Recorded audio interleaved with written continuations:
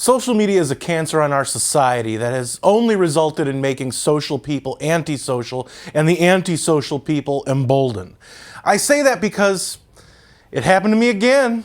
I've been suspended on Twitter for a second time, this time for defending the right to free speech.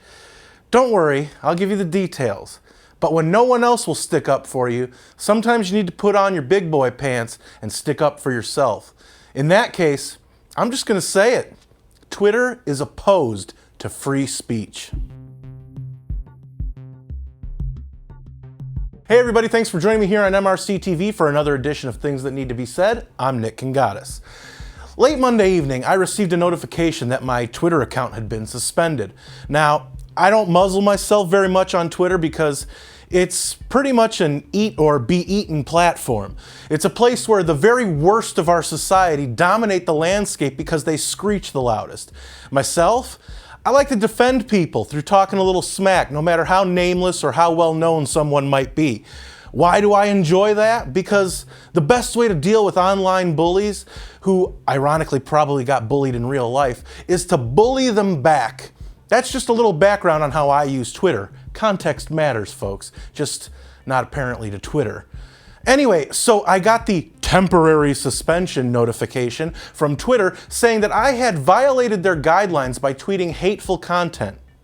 Hateful content, which according to Twitter means the following, and I'm going to read it from the actual suspension notification so I'm not misrepresenting anything. Quote, "You may not promote violence against, threaten, or harass other people on the basis of race, ethnicity, national origin, sexual orientation, gender, gender identity, religious affiliation, age, disability, or serious disease," unquote. Now, let me show you the offending tweet.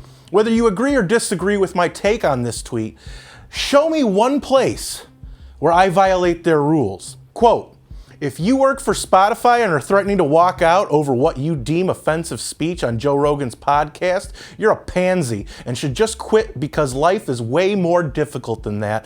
Hashtag nerdy losers," unquote. So I was temporarily suspended for that.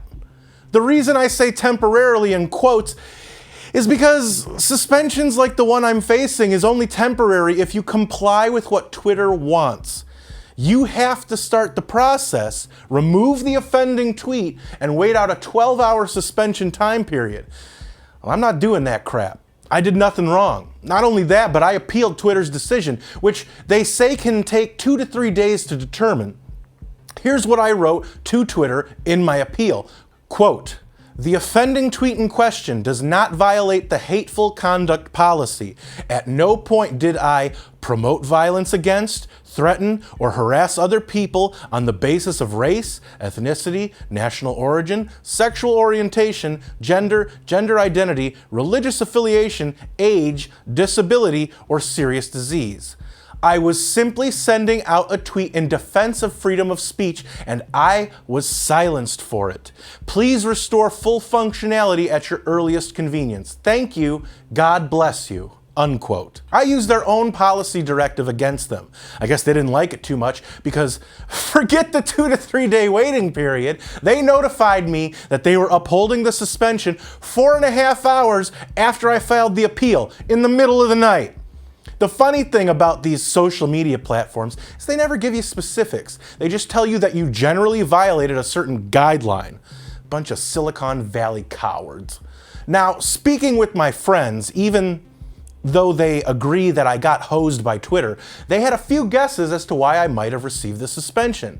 The first is because of the line where I said that they, quote, "should just quit because life is way more difficult than that," unquote, implying that maybe an algorithm picked up the tweet because I had the words quit and life close together. First, I would never call for something like that. Taking your life, or any life for that matter, is nothing to joke about. Second, I appealed it, so you'd like to think a human read it.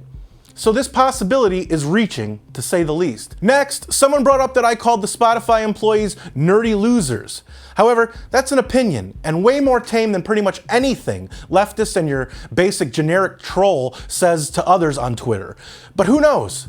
Maybe that actually offended someone, but I'm not going to apologize because I get called all sorts of names all the time simply for my beliefs, and I have yet to report someone for it. You know why? Because I'm an adult who realizes that life isn't perfect and never will be. It's what you make it. Finally, and this is the reason that makes the most sense, even though it's still a stupid reason, but my use of the word pansy is apparently a homophobic slur in certain circles. I wanted to throw my water bottle across the room because of how stupid that is. I meant it as an insult. I didn't mean it as any kind of slight towards the alphabet mafia. You see, the whole issue that Spotify employees have is that they want to be able to censor Rogan's podcasts for anything and everything because of what they call transphobic content that they believe Rogan had on his show. So they're either part of the alphabet mafia or authoritarians. I'm guessing it's probably both, but let's continue. You can never say anything negative about the alphabet people either. Comedian Dave Chappelle talks about this at length in one of his more recent stand-up specials. The specific point that Chappelle brought up that brings to mind the perfect example of this instance is when he spoke about a meeting he had with a TV censor. He asked her why he could say the N-word with no pushback, but can never use the word that the British used to call their cigarettes. She told him that he couldn't say that because he's not gay. His response? Well, all right, but I'm not an N-word either. You can be racist on the left, but you can never be negative towards the alphabet people. Shh. There's a gay mafia.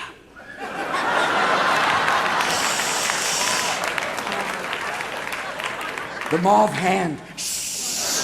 It all brings me back to my original point. Twitter and its censors hate free speech. Unless it concerns their own opinions, then they love it. As I said before, I won't be removing that tweet just so I can get my Twitter account back, because that would mean kowtowing to their authority and abiding by their anti-First Amendment rules.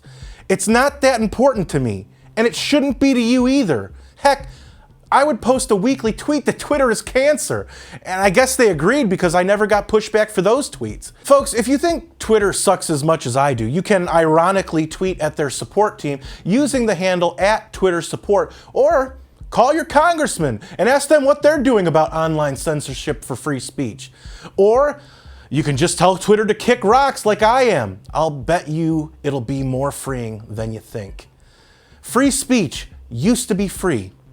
If only the people who have made boatloads of money creating platforms that allow people to voice their free speech believed the same, but they don't. They believe in freedoms for themselves because they're woke. But being woke is actually just another form of oppression. Don't be a sheep and fall for it. Well, am I right or am I wrong? You tell me. This is for you and me to have a conversation. I love to read your comments and will reply to some. Screw Twitter and follow me on Parler, which I will definitely be more active on going forward. If you like this video, don't forget to share it and give it a thumbs up. Those are the two best ways to let us know you want us to keep these videos coming. Subscribe to our YouTube channel and hit that notification bell so that they might let you know when MRC-TV comes out with a new video. Like us on Facebook and check out our content on MRCTV.org. For MRC-TV, I'm Nick Kangatis.